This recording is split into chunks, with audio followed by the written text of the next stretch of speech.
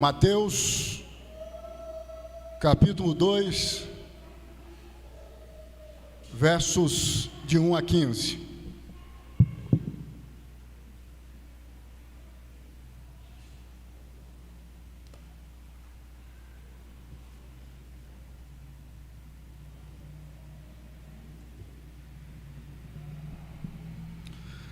Assim diz a palavra de Deus.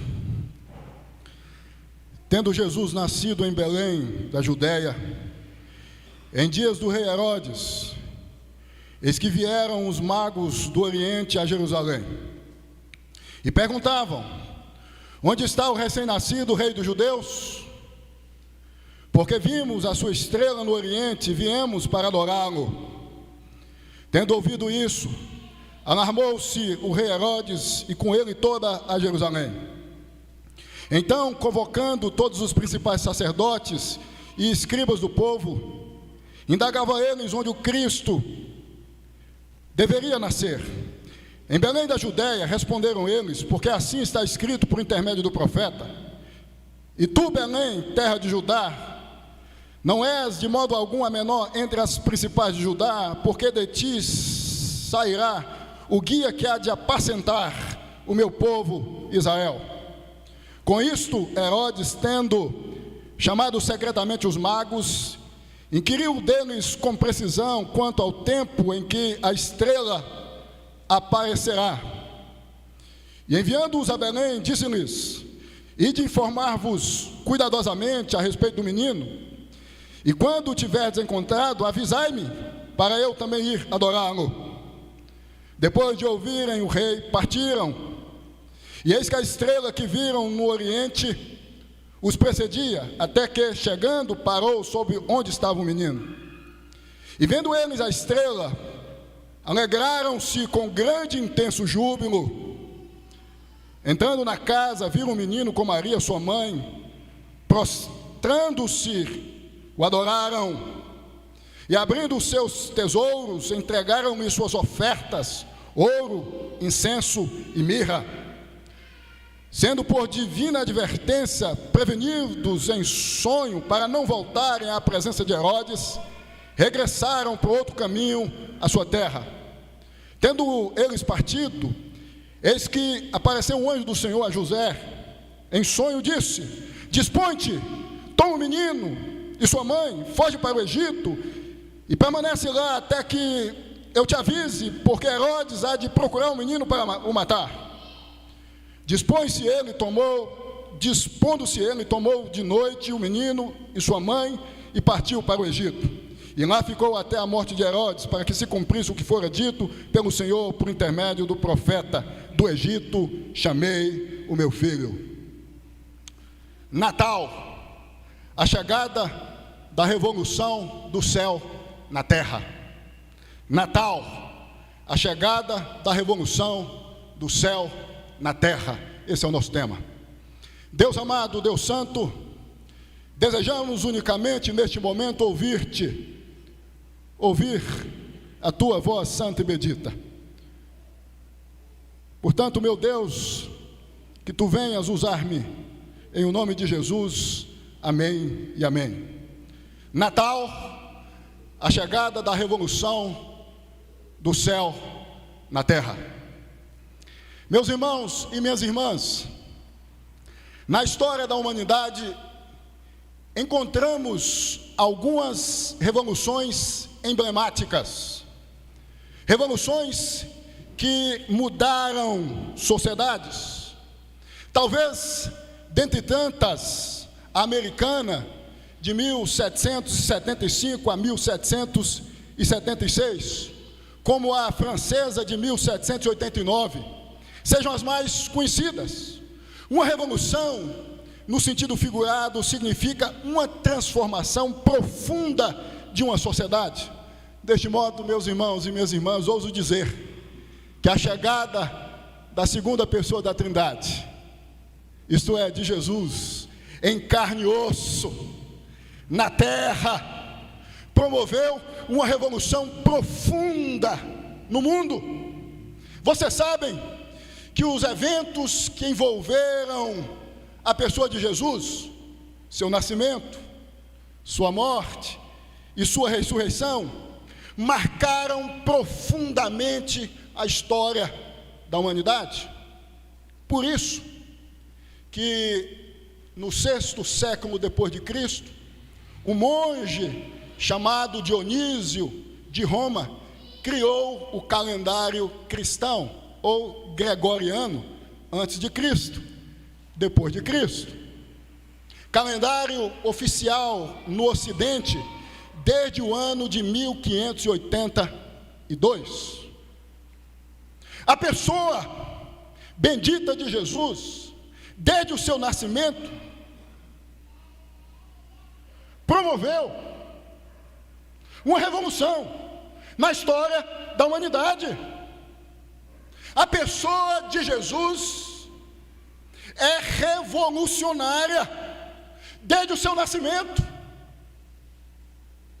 Notem comigo que Mateus, em seu Evangelho, no capítulo 2, indiretamente, deixa isto evidente, precisamente a partir do verso 3. Vejam o que diz aí, Mateus, no verso 3 do capítulo 2 do seu Evangelho: tendo ouvido isso, que haveria de nascer o rei dos judeus, alarmou-se o rei Herodes e com ele toda Jerusalém. Verso 4: então, convocando todos os principais sacerdotes e escribas do povo, indagava deles onde o Cristo deveria de nascer. Vejam que aqui já há indícios de um início de uma revolução. A corte ficou efervescente, ficou agitada. A cidade de Jerusalém, de igual modo. A notícia de que o rei dos judeus estava chegando, com o propósito de pisar na terra, ou a notícia de que a segunda pessoa da Trindade haveria de encarnar-se, tornar-se homem e pisar na terra, promoveu uma espécie de revolução, uma espécie de agitação na corte e na cidade de Jerusalém. Sabem por quê? Porque a pessoa bendita de Jesus, desde o seu Natal, promove revoluções profundas.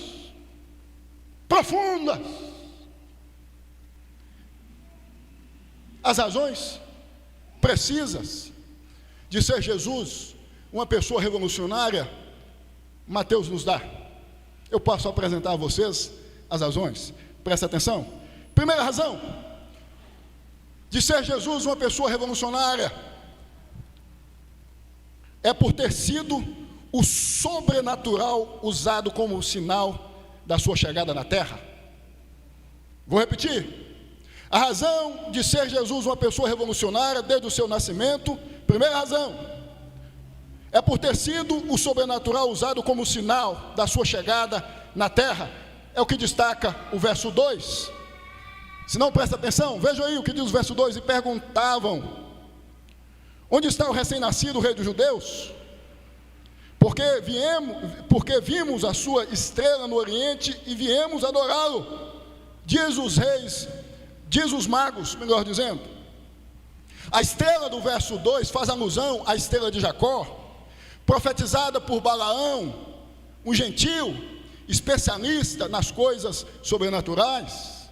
Dito isto, eu penso ser importante entendermos que Mateus quer destacar que algo extraordinário aconteceu no momento do nascimento de Jesus. A estrela aí, segundo alguns estudiosos, indica um evento emblemático. Alguns dizem que foi uma supernova ou uma conjunção planetária, uma explosão de uma grande estrela, explosão movida por Deus, algo extraordinário, algo sobrenatural, movido por Deus, ocorreu, aconteceu. E aqui eu entendo uma coisa básica, meus irmãos e minhas irmãs, que é: Deus usa meios físicos para chamar a nossa atenção para coisas espirituais. Deus fez uso de modo extraordinário do físico, promovendo algo espantoso, algo sobrenatural, com o intuito de chamar a atenção do mundo físico, do mundo natural, para as coisas espirituais, no caso específico, para o nascimento do Rei, do Messias, da segunda pessoa da Trindade. A estrela guiou os magos, é o que destaca o verso 9, até Jesus. Vejam o que diz aí o verso 9: depois de ouvirem o rei, partiram, e eis que a estrela que viram no oriente os precedia, até que chegando parou sobre onde estava o menino. Esse evento, esta ocorrência, que tem a ver com algo sobrenatural, guiou os magos até onde Jesus estava. Algo sobrenatural aconteceu. Aqui eu entendo uma coisa: não há como alguém chegar até Jesus sem o sobrenatural. Não há como alguém chegar até Jesus sem que o sobrenatural aconteça em sua existência, em sua vida. É impossível alguém encontrar-se com Jesus sem que o sobrenatural venha acontecer. Vocês sabem? Jesus só nasce em pessoas que o Espírito Santo promoveu a regeneração. Isso tem a ver com o sobrenatural, não com o natural. Não há como alguém encontrar com Jesus sem que o sobrenatural aconteça em sua vida. A mudança de vida, a transformação de consciência, de comportamentos, envolvendo pessoas no curso dos anos. Quando observamos a história da igreja, tem a ver com a ação do Espírito Santo de modo sobrenatural em corações outrora perdidos. Não há como alguém encontrar-se com Jesus, render-se a Jesus, sem que o sobrenatural aconteça. Domingo passado, eu disse aqui que é impossível Jesus nascer em alguém sem que o Espírito Santo venha fecundar Jesus. É impossível.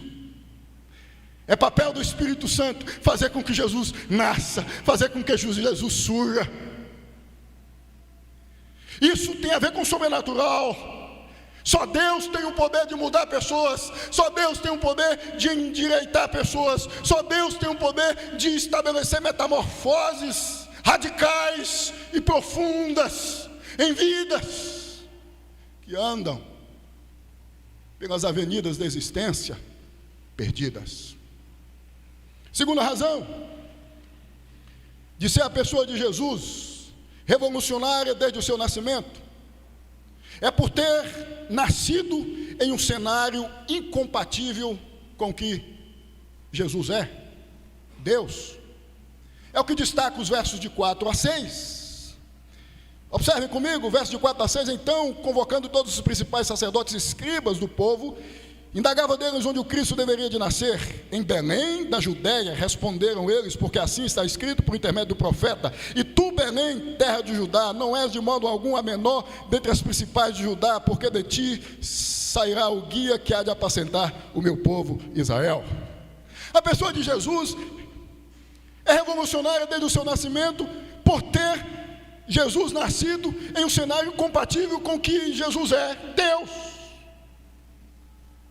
Em Belém de Judá, uma cidade pequena, diminuta, sem importância nenhuma, que não se destacava, uma cidade humilde.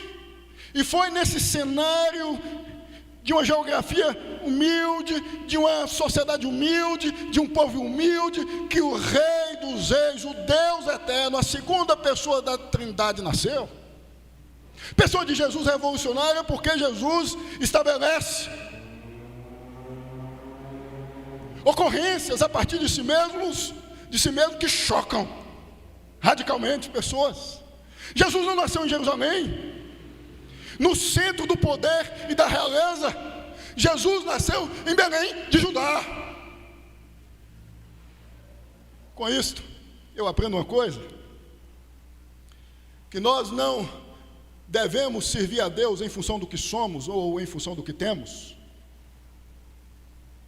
que nós não devemos servir a Deus condicionados ao que temos ou ao que somos, mas à vontade de Deus.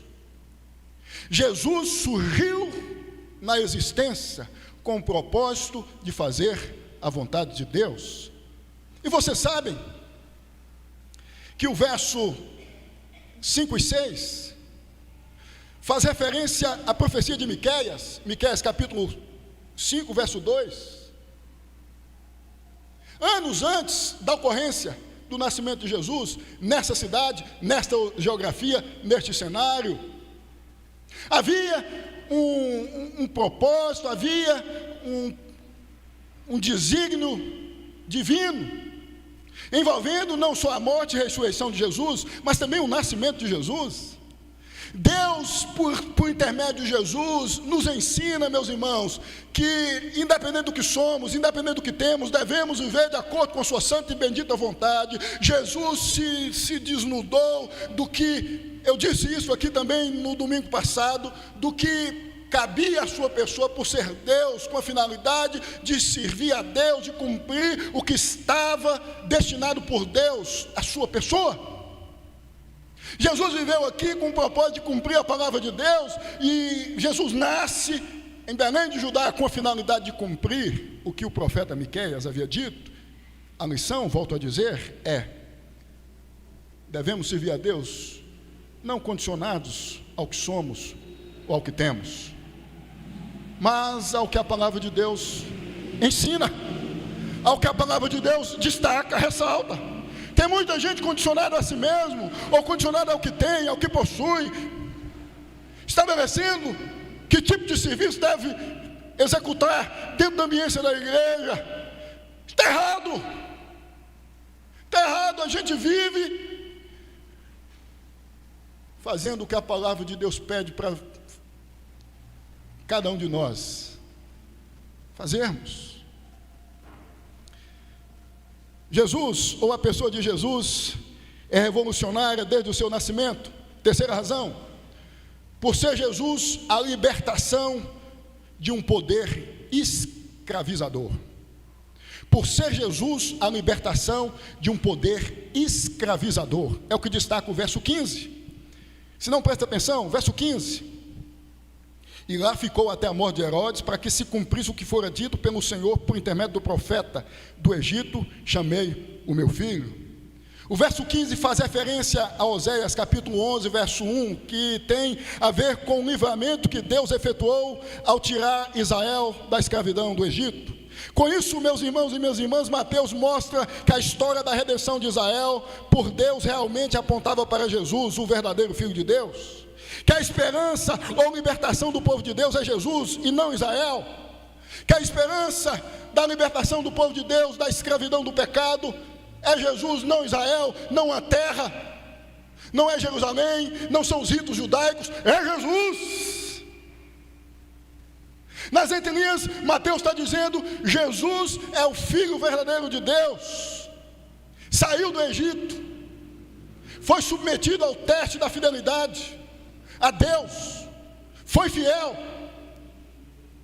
Israel saiu do Egito, foi para o deserto, sua fidelidade foi testada, Israel fracassou. Jesus, o verdadeiro Filho de Deus, não fracassou. Jesus é a esperança do povo de Deus, é a libertação do povo de Deus da escravidão do pecado. Não são os rituais, não é a religião, não é o pastor, não é uma terra, não são os ritos, é Jesus. Tem muita gente achando que é Israel. Algum tempo atrás eu ouvi um pastor na Bahia dizendo que fazia questão de ir, pelo menos, reverendo Antônio, uma vez por mês a Jerusalém, porque entendia que a libertação do povo de Deus, de uma certa forma, estava relacionada à Terra Santa, a Israel. Mateus está dizendo aqui aos judeus, indiretamente, não tem a ver com Israel, não tem a ver com os ritos judaicos, com o cerimonialismo judaico, com a religião judaica, que tem a ver com a pessoa, tem a ver com Deus que se encarnou, Tem a ver com Deus, a segunda pessoa da Trindade, que se fisicalizou, que tornou-se substância, que tornou-se matéria, tocável, palpável. Hoje a gente vive em nosso país uma onda onde muitas pessoas têm vivido pensando em seus cultos de acordo com os ritos do judaísmo. Pastor tocando chofar, pastor usando as indumentárias veterotestamentárias dos sacerdotes, os cultos se tornando mais rituais judaicos, e com isso tiram Jesus do centro.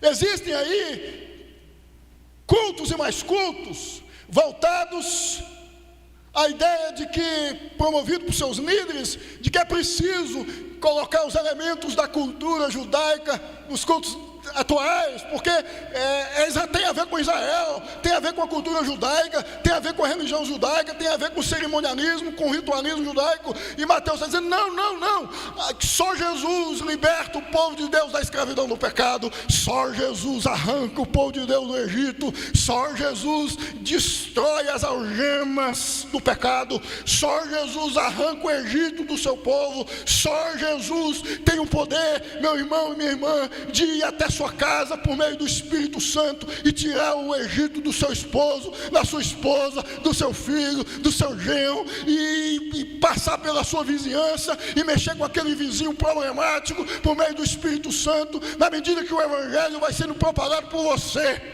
Só Jesus. Só Jesus. Jesus é uma pessoa revolucionária, porque Jesus é a libertação do povo de Deus. Eu concluo esta mensagem destacando duas coisas. A primeira é que a pessoa de Jesus traz alegria, é o que destaca o verso 10.